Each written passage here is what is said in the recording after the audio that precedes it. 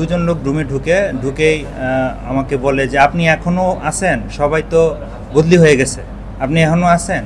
তো আমি তার এই কথার উত্তর দিইনি, না দিয়ে আমি কম্পিউটারে কাজ করছিলাম এবং সে এসে আমার সামনে বসেন।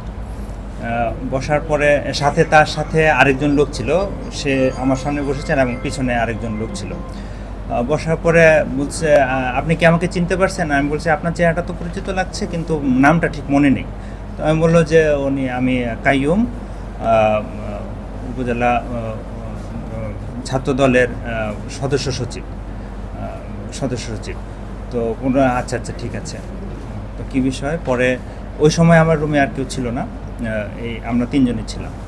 তো তখন উনি বলতেছেন যে প্রণোদনা কি বিতরণ হচ্ছে, কাকে দেওয়া হচ্ছে? তো আমি বললাম যে এটা তো কৃষকদের প্রাপ্য, কৃষকদের মাঝে বিতরণ করা হচ্ছে।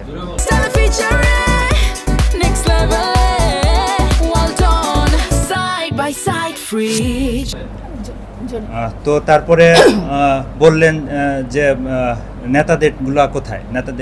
আমি তখন বললাম যে আসলে নেতাদের কাকে দেওয়া হচ্ছে এটা তো আপনি ভালো বলতে পারবেন, এটা আপনি নেতাদেরকে জিজ্ঞাসা করেন। তো পিছনে যিনি ছিলেন উনি বললেন যে উনিও তো নেতা, তো ওনাকে বলেন। তো এই প্রশ্নের আমি কোনো উত্তর দিইনি, আমি কাজ করতেছি।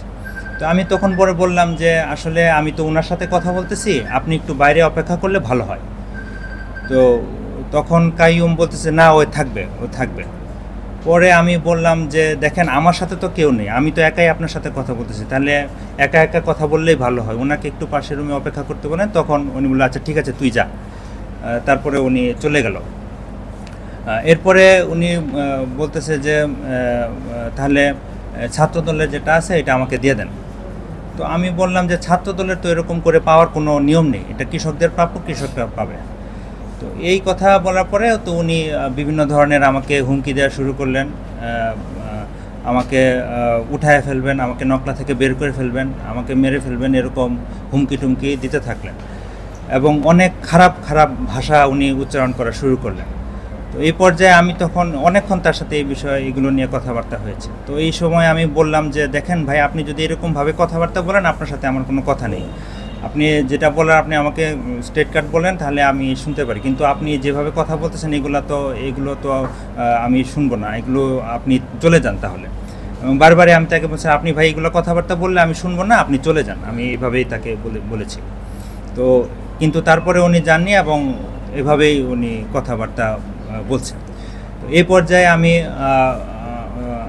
নকলা উপজেলার সাবেক আহ্বায়ক, বিএনপির আহ্বায়ক জনাব মোহাম্মদ খুরশিদুর রহমান, ওনাকে ফোন দেই। ফোন দেওয়ার পরে আমি বললাম যে দেখেন আমার অফিসে একজন এরকম এসেছেন, উনি তো আমাকে খারাপ কথাবার্তা বলতেছেন এবং কি বিষয়ে উনি একটু আপনি দেখেন। পরে উনি আমাকে জানলেন যে ঠিক আছে আমি বিষয়টা দেখছি মেহেদি ভাই, আমি দেখছি, আপনি দেখতেছি। তো এটা বলার পরে আমি ফোন রেখে দিলাম। এই পর্যায়ে উনি উত্তেজিত হয়ে গেল, তুই আমার সম্পর্কে খারাপ বিচার দিলি কেন, তুই অভিযোগ দিলি কেন, মিথ্যা অভিযোগ দিলি কেন? আমি বললাম আপনি তো খারাপ কথা বলতেছেন আমার সাথে, আমি এভাবে বলছে খারাপ কথা বলতেছেন।